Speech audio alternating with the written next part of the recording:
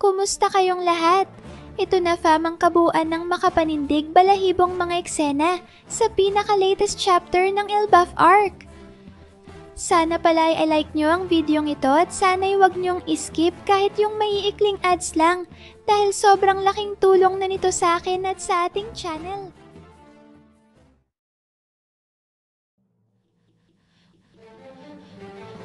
Ang chapter 1142 ay pinamagatang The Things I Find Scary. Unahin na natin fam ang cover story kung saan makikita natin si Yamato na inatake na sa wakas si Who's Who. Mukhang napuruhan talaga si Who's Who dito fam dahil tila ba nawalan na siya kaagad ng malay pagkatapos niyang saluhin ng buong puwersa ng Thunderbug ni Yamato. Kung totoo ngang na one-hit KO ni Yamato, si Who's Who ay mangangahulugan nito na higit na mas malakas si Yamato kay Jinbei. Dahil kung matatandaan nga natin fam ay medyo nahirapan pa si Jinbei na mapabagsak itong si Who's Who nung naglaban sila sa Onigashima. Samantalang si Yamato naman ngayon ay kinailangan lang ng isang atake para tuluyang mapabagsak si Who's Who. Pagkatapos naman ng cover story fam ay dumiretso na tayo sa mga maiinit na kaganapan sa mismong chapter. Mula nga sa malayo ay matatanaw natin ang Walrus School kung saan makikita natin ng anino ng tila ba isang dambuhalang ahas na umaatake ngayon sa eskwelahan.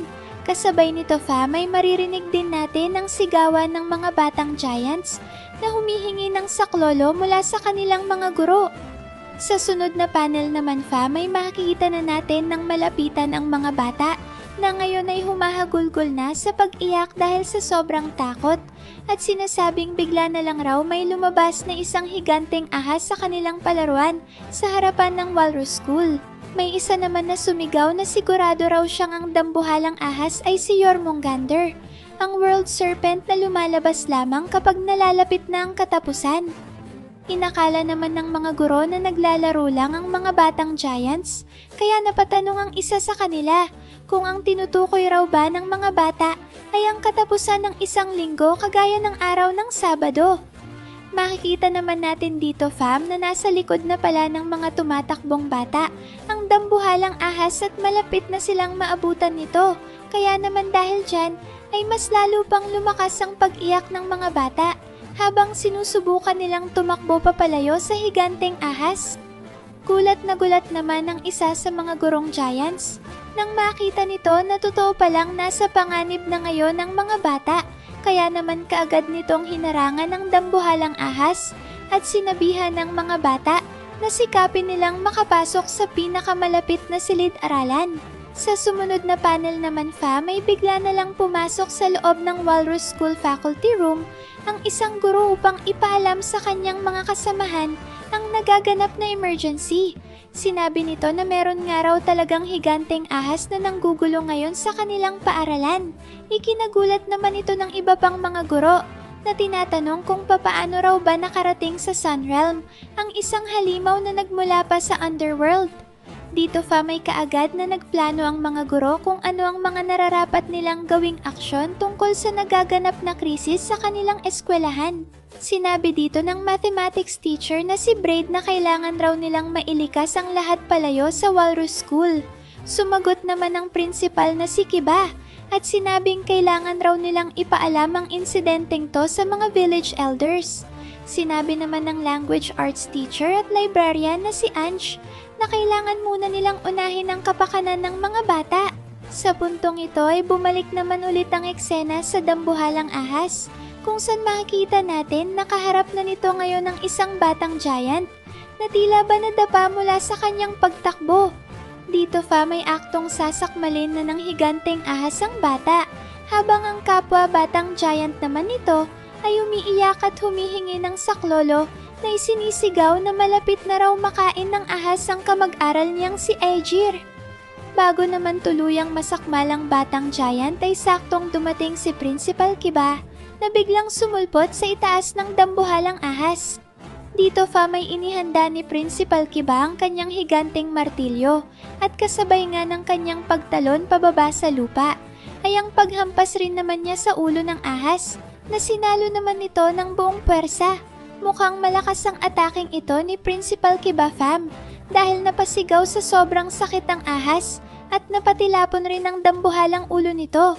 Hindi pa man nga nakaka-recover ang higanteng ahas mula sa matinding paghampas sa kanya ni Principal Kiba ay bigla namang dumating si Jaguar D. Sol na tila ba naghahanda na rin sa pagpapakawala ng kanyang sariling atake. Dito may humingi ng tawad si Sol kay Principal Kiba at sinabing pasensya na raw at nahuli siya ng dating. Sinabi dito ni Saul na siya na raw ang bahalang tumapos sa dambuhalang ahas na ito. Hindi naman nagtagal at makikita na natin sa isang napakalupit na double page ang napakalakas na atake ni Sol na tinawag niyang Kimatsu Shiken o Final Exorcisation. Ito may isang matinding pababang suntok na ginagamitan ng kaliwang kamao na binalutan ni Sol ng kanyang armament haki. Ibang klase rin talaga ang taglay na lakas ni Sol dahil nagawa nitong mapabagsak ang higanteng ahas sa pamamagitan ng isang suntok lamang.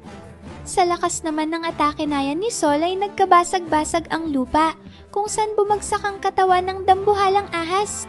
Sa sumunod na panel naman may makikita natin ang mga batang giants na pinanood pala ang ginawang pag-atake ni na Principal Kiba at Sol sa ahas na halimaw. Dito ay manghang-mangha ang mga bata sa pambihirang lakas at galing sa pakikipaglaban na ipinamalas ng dalawa. Mangiyak-ngiyak naman ang batang si Aegir dahil hindi siya makapaniwalang nagawa pa siyang mailigtas mula sa tiyak na kamatayan. Dito naman opisyal na ipinakilala si Principal Kiba bilang dating miyembro ng Giant Warrior Pirates. Kaya naman pala malakas din itong si Principal Kiba dahil kasamahan pala siya dati ng mga giant captains na sina Dory at Brogy. Nagpasalamat naman si Principal Kiba kay Sol habang dumadaing na parang sumakit raw yata ang kanyang likuran mula sa ginawa niyang pag-atake. Napatanong naman si Sol kung ano raw bang nangyayari at bakit bigla na lang may sumulpot na halimaw na ahas sa Walrus School.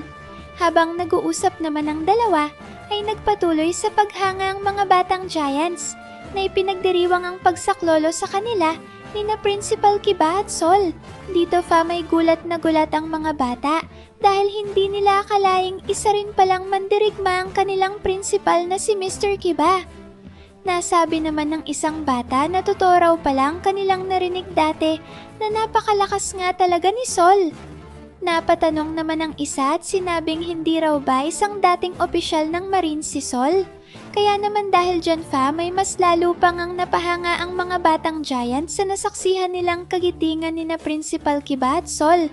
Pagkatapos naman yan may biglang lumitaw sina Robin at Chopper na nagtatago lang pala kanina sa loob ng makapal na balbas ni Sol. Dito ay tinanong ni Robin si Sol kung meron raw ba talagang ganitong klase ng halimaw sa Sunrealm. Sumagot naman si Sol at sinabing dapat raw ay pangkaraniwang hayop lang ang normal na nabubuhay dito at hindi tulad ng halimaw na ito. Namangha naman si Chopper nang makita niya kung gaano talaga kalaki ang dambuhalang ahas. Sa sunod na panel naman may humingi ng tawad si Sol sa mga batang giants at sinabing hindi raw sinasadyang masindak ang mga ito. Excited namang nagpasalamat ang mga bata na hanggang ngayon ay naastigan pa rin sa ginawang pagliligtas ni na Sol at Principal Kiba. Sa gitna naman yan may bigla na namang sumigaw na isang batang giant dahil tila ba may nakita itong isang nakababahalang bagay. Kagad namang naalarma si Chopper at napatanong kung ano na naman raw kaya ang nangyari ngayon. Mabilis namang pinuntahan ni na Sol ang loob na bahagi ng eskwelahan kung saan nanggaling ang sigaw at dito ay makikita natin na isa palang sugatang guro ang nakita ng bata kaya ito napasigaw. Ang gurong ito may nagngangalang Mr. Wolf, isang PE teacher. Dito ay kitang-kita ang matinding mga sugat sa buong katawan ng guro. Kinumusta naman ni Sol ang kalagayan nito at tinanong kung ano raw ba ang nangyari at kung sino ang gumawa nito sa kanya. Sumagot naman si Wolf at sinabing ayos lang raw siya. Subalit pagkasabi niya nito ay nagmamadali niyang ipinapansin kay Sol ang tungkol sa mga bata. Sinabi dito ni Wolf na bigla na lang raw naglakad papalayo si Ilva kasama ang iba pang mga bata nang walang imik at hindi man lang nagpapaalam. Tinanong naman ni Sol kung saan raw ba nagtungo si Ilva at ang iba pang mga bata.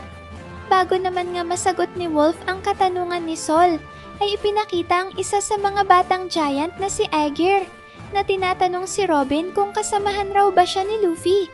Kinumpirma naman ito ni Robin at tinanong ang bata kung bakit raw ba nito na itanong ang bagay na yon at kung meron raw bang ginawa si Luffy sa kanya.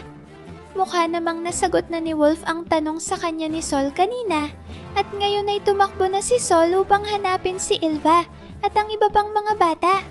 Binalaan naman ni Wolf si Sol na wag raw nitong hahawakan ng mga batang giants. Sa sumunod na panel naman may tinanong ni Sol ang iba pang mga batang giants kung saan raw ba nagpunta ang grupo ni Ilva.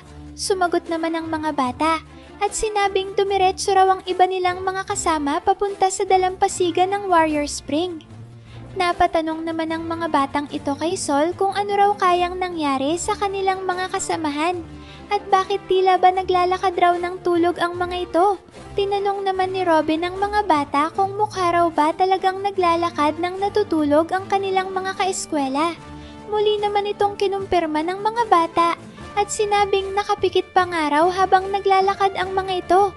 Sa sumunod na panel naman may makikita na nga natin ang mga batang giants na naglalakad ng natutulog at kahit ano pa man nga ang gawing pagtawag sa kanila ng kanilang mga guro, ay tila ba wala silang naririnig at patuloy pa rin ang kanilang paglalakad. Dahil dyan may kaagad na ipinag-utos ni Principal Kiba na patunugin na ang kanilang alarma nang sa gayon ay maipaalam sa buong Elbaf ang kakaibang insidente na nangyayari ngayon sa Walrus School. Nagtaka naman si Sol sa biglaang desisyon na ito ni Principal Kiba, kaya tinanong niya ito kung hindi raw ba nag-overreact ang principal. Sumagot naman si Principal Kiba at sinabing hindi pangkaraniwan ang nagaganap ngayon sa Walrus School. Pagkasabi nga nito ay ipinapansin naman niya kay Sol ang isa pang kakatwang nangyayari ngayon sa kagubatan. Bigla namang napanganga si Sol nang mapatingin ito sa kanyang harapan. Sa dulo naman ng panel ay pinatunog na nga ng Walrus School ang kanilang alarma upang maalerto ang buong kaharian ng Elbaf sa hindi inaasahang krisis na dumating ngayon sa kanilang bansa. Pagkatapos niyan may makikita naman natin sa sumunod na panel ang gulat na reaksyon ni Sol, Robin at Chopper dahil sabay-sabay na ngang nagsisulputan ang dambuhalang mga halimaw sa kagubatan na katabi ng Walrus School.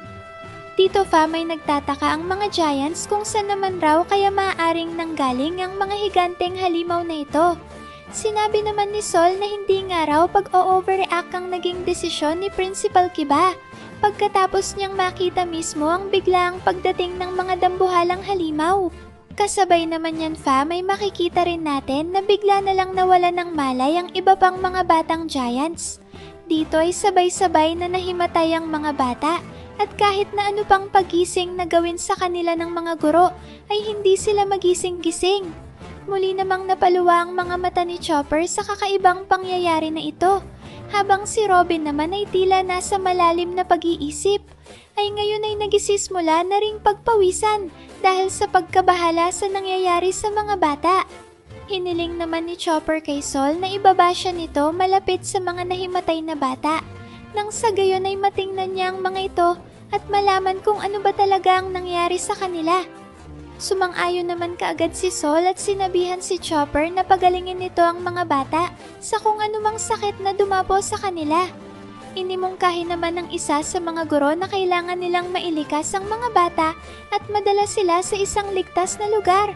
Pagkatapos nga niyan may lumipat na ang chapter sa Underworld, kung saan kaagad nating maririnig ang tinig ng Accursed Prince na sinasabihan ng grupo ni na Luffy na isa raw malaking kamangmangan kung iniisip ng mga ito na ang pag-iwan nila ng isang Sea Prism Stone na posa sa kanyang paa ay sasapat na upang mapigilan ang kanyang pambihirang lakas.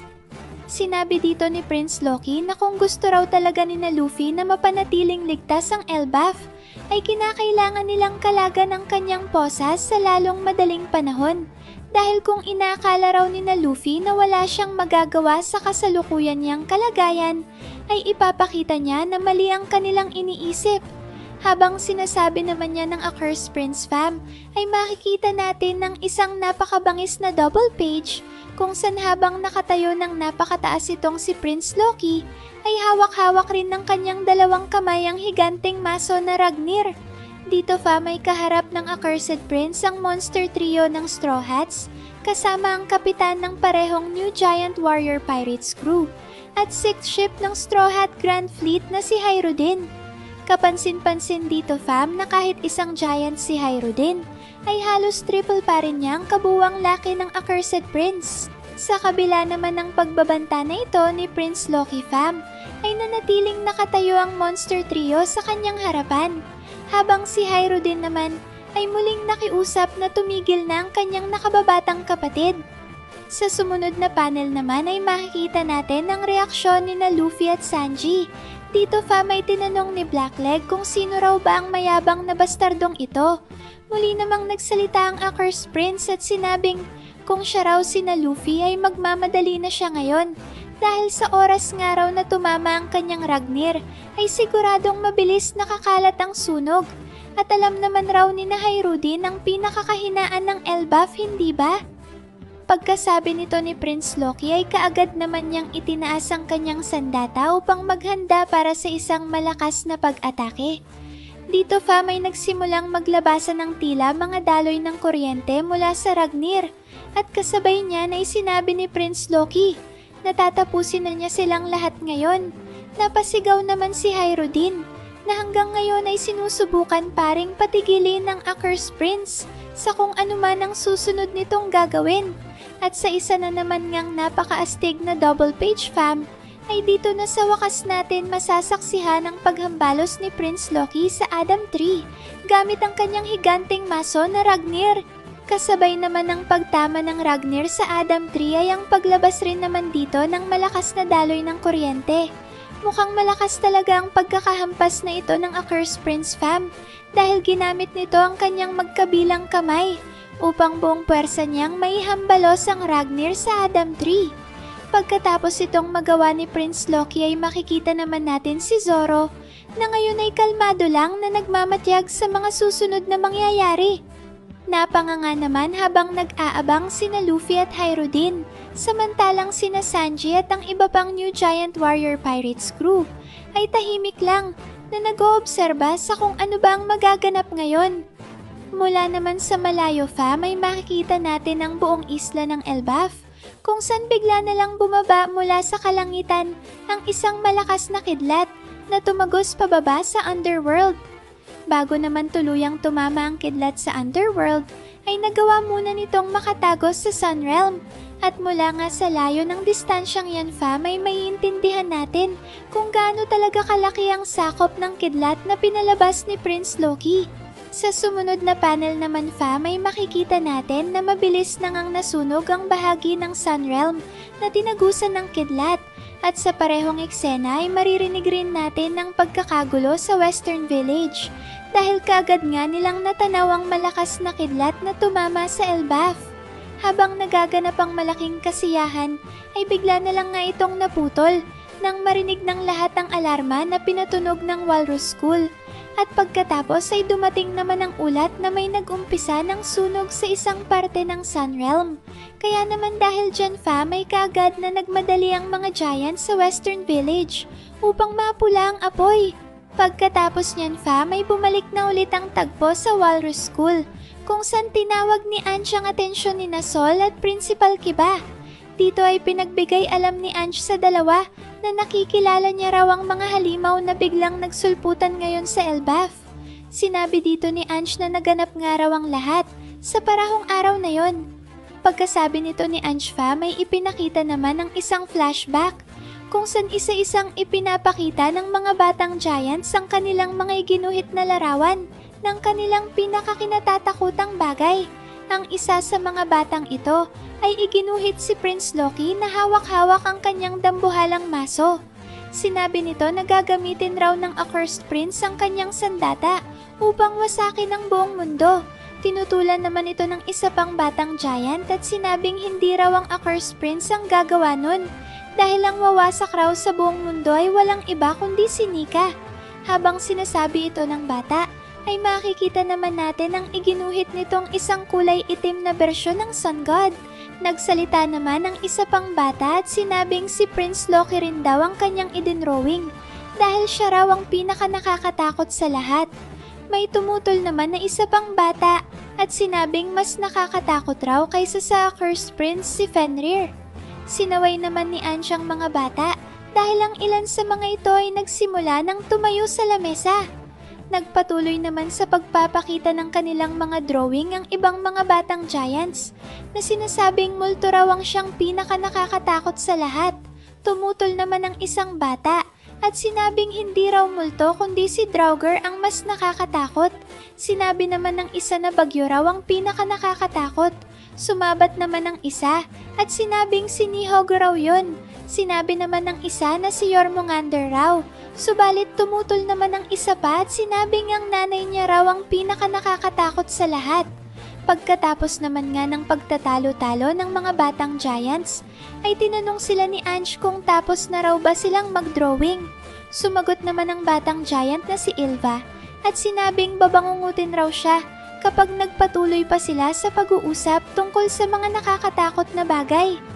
Sumagot naman si Ange at sinabing ang activity raw na ito ay makakatulong upang mas makilala pa nila ang kani-kanilang mga personalidad.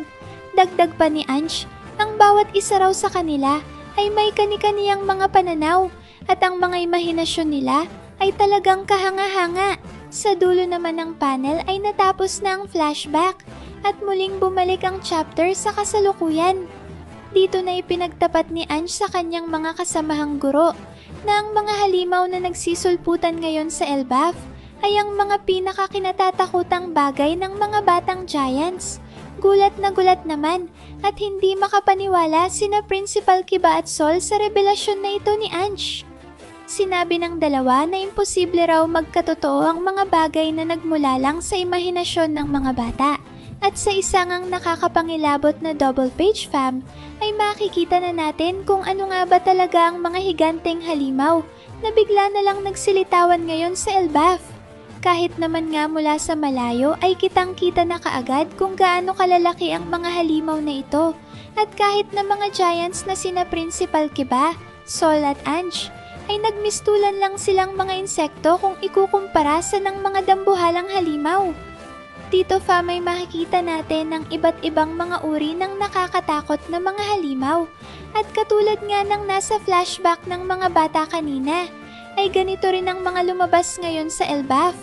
Katulad na lang ng evil version ni Nika, isang halimaw na kahawig ng Accursed Prince, isang dambuhalang lobo, isang higanteng kalansay na may sungay ng Ancient Giant, at iba pang mga dambuhalang halimaw katulad ng ibon, multo, dragon, ulap, pagong, at may isa pa nga nakahawig ni Big Mom. Sigurado fam na mahalaga ang nire-representa ng mga halimaw na ito dahil mula ito sa mga imahinasyon ng mga batang giants na maaaring nakuha nila sa ancient painting ng Elbaf. Ang ancient painting na naglalaman ng kasaysayan at propesiya ng sagradong kasulatan ng Harley na nanggaling naman sa sinaunang panahon ng Void Century. Pagkatapos niyan fa, may makikita naman natin ngayon ang Holy Knights na sina Gangko, Saint Somers at Saint Killingham na pinagmamasdan mula sa malayo ang nangyayari ngayon sa Walrus School. Sinabi dito ni Saint Killingham na natapos na raw niyang gawin ang kanyang parte at pagkasabi nga nito ay kagad siyang nakatulog at nagsimulang humilik. Pinuri naman siya ni Saint Somers at sinabing magaling raw ang kanyang ginawa.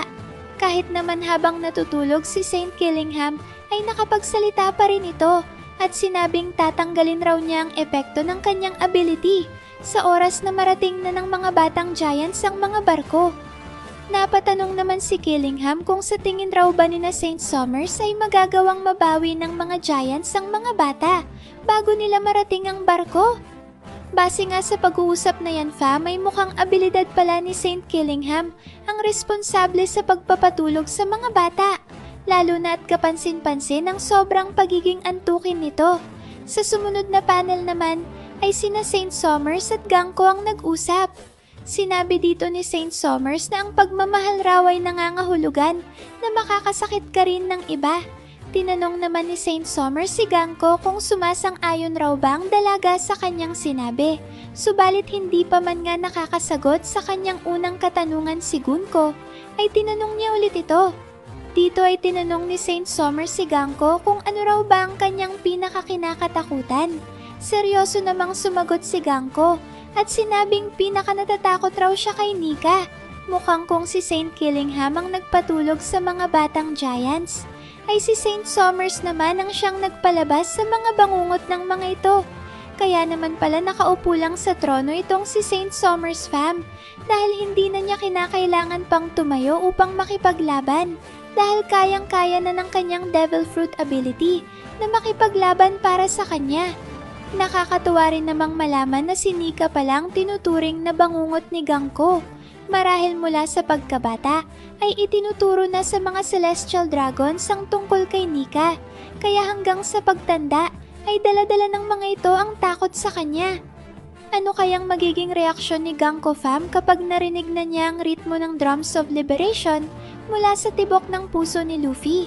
Siguradong magiging sobrang maaksyon at puno ng hype ang mga susunod na mga mangyayari.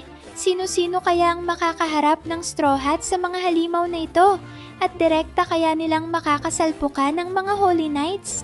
Siguradong sa puntong ito fam may nakita na ni Scopper Gaban ang mga higanteng halimaw na bigla na lang lumitaw sa Walrus School. Kaya tiyak na magmamadali itong pumunta doon para saklolohan ang kanyang mag-ina. Habang ang Monster Trio naman ay kasalukuyang hinaharap ngayon ng halimaw na si Prince Loki.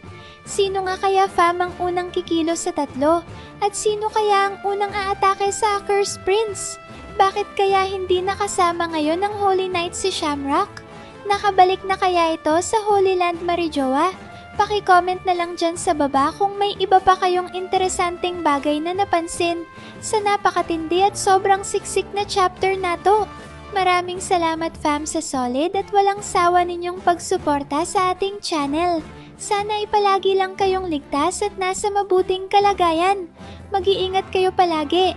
See you on our next video and stay good fam. Love.